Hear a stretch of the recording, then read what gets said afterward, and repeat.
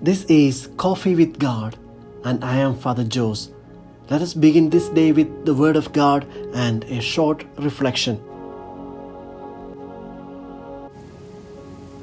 A reading from the Holy Gospel according to Luke, chapter 6, verses 20 to 26.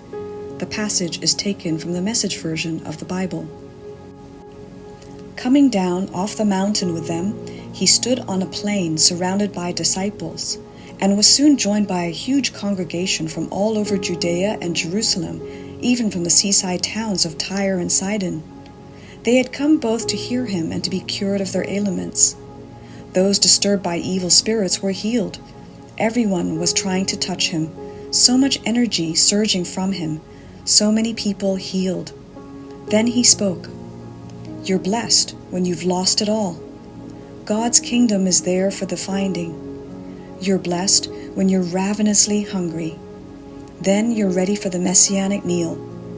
You're blessed when the tears flow freely. Joy comes with the morning. Count yourself blessed every time someone cuts you down or throws you out. Every time someone smears or blackens your name to discredit me. What it means is that the truth is too close for comfort, and that person is uncomfortable. You can be glad that when that happens, skip like a lamb, if you like. Even though they don't like it, I do, and all heaven applauds. And know that you are in good company. My preachers and witnesses have always been treated like this. But it's trouble ahead if you think you have it made. What you have is all you'll ever get. Yourself will not satisfy you for long, and it's trouble ahead if you think life's all fun and games. There's suffering to be met, and you're going to meet it. There's trouble ahead when you live only for the approval of others, saying what flatters them, doing what indulges them. Popularity contests are not truth contests. Look how many scoundrel preachers were approved by your ancestors. Your task is to be true, not popular. The Gospel of the Lord.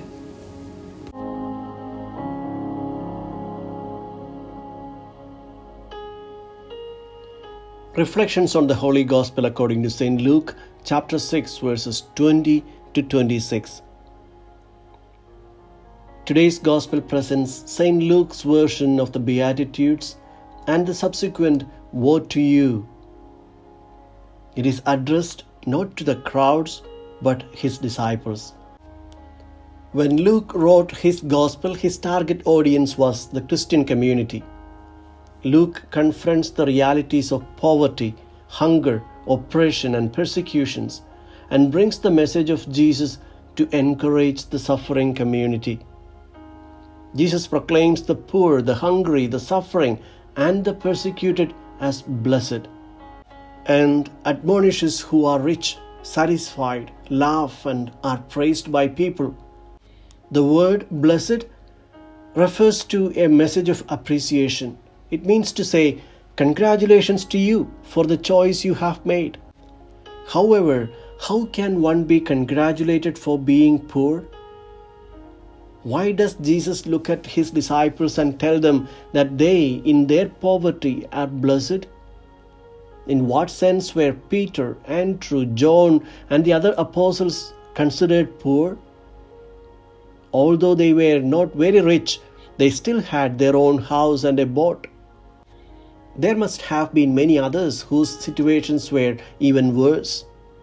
What extraordinary thing have they done?